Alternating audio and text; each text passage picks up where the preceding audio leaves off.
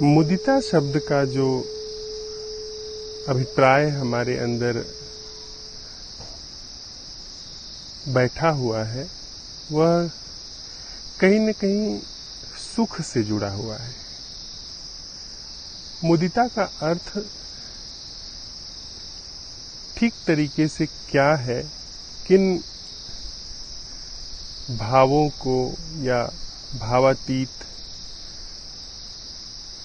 जो है उसको मुदिता नाम दिया गया, इसको समझने के पहले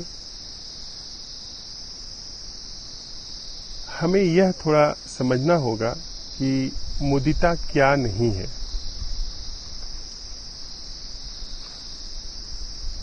हमारे पूर्वजों ने मुदिता के बारे में बहुत कुछ कहा है।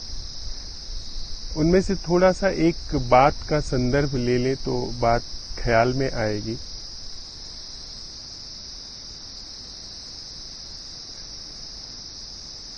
झूठे सुख को सुख कहे, मानत है मनमोद। इसमें आशय अभिप्राय ये है कि जिसे हम सुख समझते हैं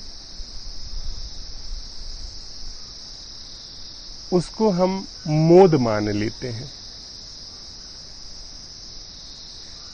जगत च बैना काल का, कछु मुठी कछु गोद। हमारा जीवन जैसा है उसमें हमारे अंदर सुख को पाने की, दुख से बचने की सदा ही आकांक्षा छिपी रहती है।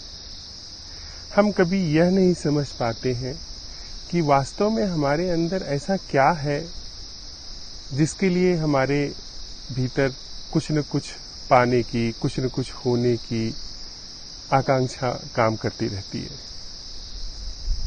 ऐसी क्या असहजता है हमारे अंदर जो इस तरीके से बनी हुई है कि हम सदा ही विह्वल हैं।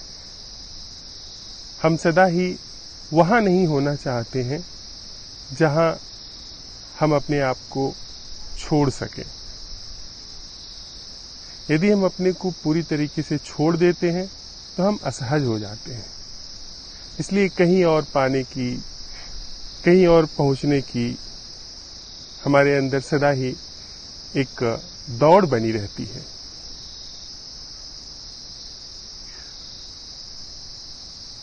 सुख क्या है? जो हम पाना चाहते हैं वह जब हमारे हाथ लग जाता है वह सुख है, उसे हम सुख समझते हैं। जैसी संवेदनाओं को हम दोहराना चाहते हैं, जब वे दुहर जाती हैं तो हम कहते हैं कि हमें सुख मिला। हम एक सुंदर सा व्यंजन खाना चाहते हैं, स्वादिष्ट व्यंजन खाना चाहते हैं जिसे हमने पहले चखा हुआ है, और जब उसको हम दोबारा चखते हैं तो हमें खुशी मिलती है, सुख मिलता है। जिस दृश्य को हमने पहले देखा है, जब दोबारा वह दृश्य मिलता है तो हमें सुख मिलता है। हमारे अपने मानदंडों के अनुरूप हमारे जीवन में घटनाएं घटती हैं तो हमें सुख मिलता है। हमारे अपने संस्कारों के अनुरूप हमारे जीवन की धारा चलती है तो हमें सुख मिलता है। और यह अगर ऐसा नहीं होता है तो जो हमारे अंदर जगह रहती जहां हम छूटते हैं वह दुख तो बना ही रहता है, और जो नहीं हो पाता है उसे भी हम एक दुख का नाम दे देते हैं। जीवन की हमारी जैसी धारा है, जो है, उसको समझे बिना हम चाहे समाज के द्वारा संस्कारित किए जाएं, चाहे हम स्वयं को संस्कारित करें, जो भी हम कुछ करते हैं, जैसा भी हम करते हैं, उससे हमें चाहे जैसी उपलब्धि हासिल हो जाती है, और उस उपलब्धि के हासिल होने पे हमें जो सुख की प्राप्ति होती है, या जो हम चाहते हैं, जिस तरीके से अपने जीवन को समाज द्वारा संस्कारित किए जाने के पश्चात जो दिशा और दशा देने चलते हैं और देने में सफल हो जाते हैं, उसमें जो भी हमें सुख मिलता है, नहीं सफल होने पे जो भी दुख मिलता है, ये दोनों ही चीजें आरोपित हैं जीवन पर, उस जीवन पर जिसे समझा नहीं गया है, जीवन के उस ढंग को जिसे समझा नहीं गया है। और वह ढंग है मैं का बोध, मैं की संरचना। हम सबके अंदर बहुत सारे वाद विवाद होंगे, बहुत सारे मतांतर होंगे इस संबंध में कि सुख क्या है, दुख क्या है, लेकिन मैं है और जिस रूप में यह विद्यमान है, यह दुख की संरचना है, इसे समझा नहीं गया है। इसको लेकर के मतों में या समझ में भिन्नता नहीं है। सब जो भी भीतर गए हैं, उन्होंने यह माना है, यह देखा है, यह पाया है कि भीतर जो हमारी यह मैं की संरचना है, यह जिस रूप में हम इसे पाते हैं, वह दुख है। और जब तक इसका भली भांति परीक्षण न कर लिया गया हो, इसका भली भांति सत्यापन न कर लिया गया हो कि वस्तुतः यह क्या है, तब तक इसके बोध को नजरअंदाज करके हम अपने जीवन में जो भी कुछ करते हैं और उन क्रियाकलापों से जो भी हमें सुख मिलता है, वह बनावटी है, और जो दुख मिलता है वह भी बनावटी है।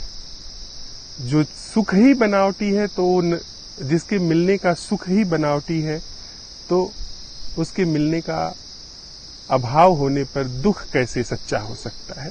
पर ऐसे ही हमारा जीवन चलता है। हम किसी का साथ चाहते हैं, वह साथ ही जो मृत्यु पर खड़ा है, जो काल की गाल में खड़ा है, जो कहने वालों ने कहा है जगत चबैना काल का, कछु मुठी कछु गोद, जो काल के गाल पे खड़ा है, उसमें संयोग कैसा? जब संयोग ही मिथ्या है तो वियोग कैसा होगा, और वियोग कैसे सच होगा?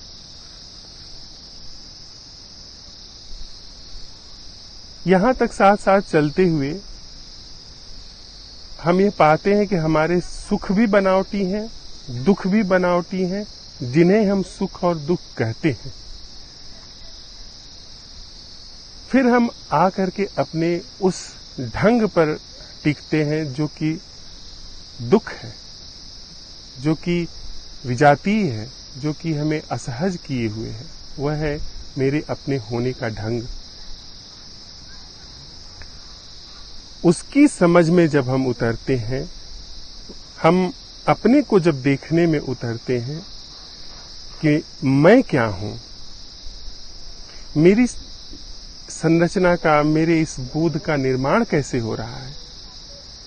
यह धारा जो मैं के नाम पे मेरे अंदर जन्म से लेकर के मृत्यु तक बनी रहती है,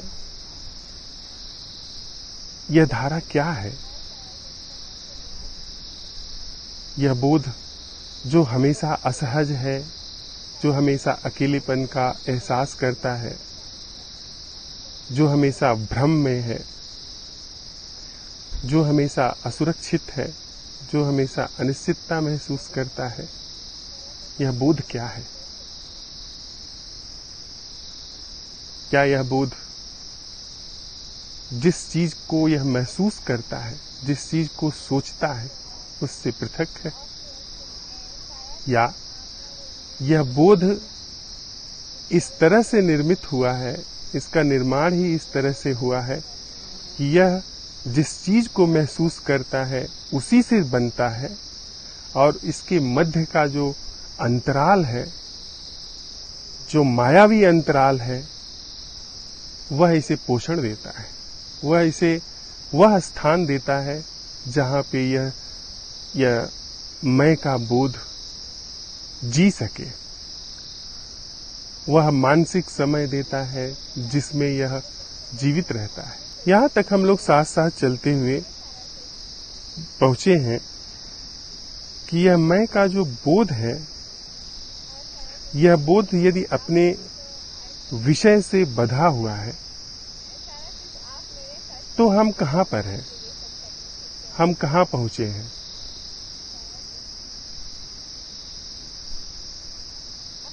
जब हम इस सत्यता को देखते हैं कि हम वही हैं जो हम सोचते हैं, हम वही हैं जो हम महसूस करते हैं,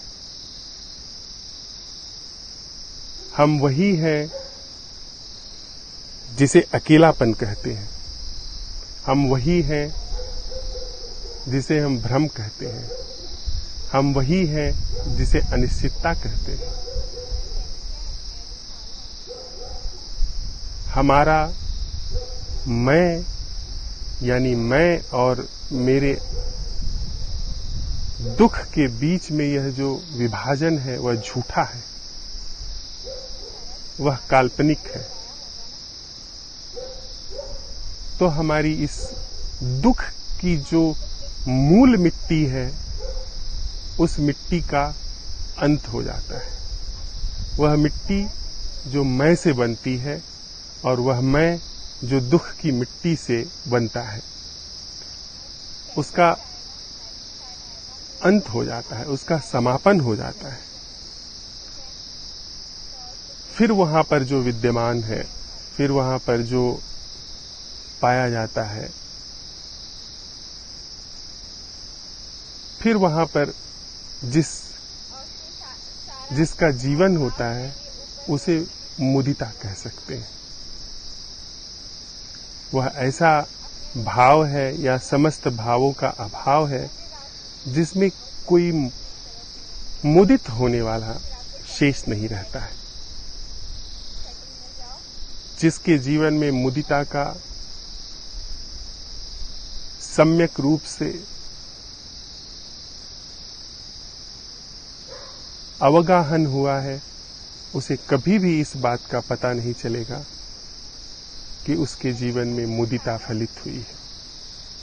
उसे यह तो पता चल सकता है कि हाँ, पुरानी संरचना नहीं रही, सुख की संरचना नहीं रही, दुख की संरचना नहीं रही, सुख और दुख का ये दोनों मायावी खेल नहीं रहा। लेकिन उसे कभी यह नहीं पता चल सकता है कि उसके जीवन में मुदिता जैसी कोई चीज घटित हुई है।